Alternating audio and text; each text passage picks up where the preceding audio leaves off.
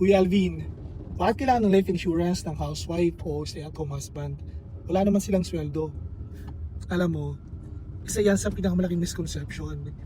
Hindi porket walang sweldo, wala nang value. Isipin mo ha, sino ang nag-aalaga ng mga bata? Sino ang nagluluto? Sino ang naglilinis ng bahay? Sino ang nag-aasikaso ng buong pamilya? Kung bigla silang mawala, libre ba ang yaya? Libre ba ang magluluto? Libre ba ang mag-aalaga ng mga anak? Diba hindi naman? Mapipilitan kayong gumastos para mapunan ng lahat ng ginagawa nila araw-araw. Kaya ang life insurance hindi lang para sa breadwinner.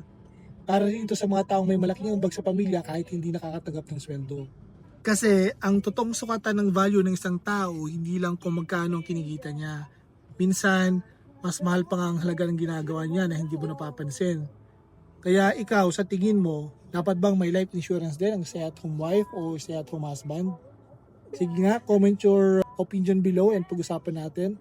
Tapos kung may question ka, message mo yung kakilala mong financial advisor. Kung wala pa, pwede din naman ako. Tutulungan ka ni Kuya Alvin.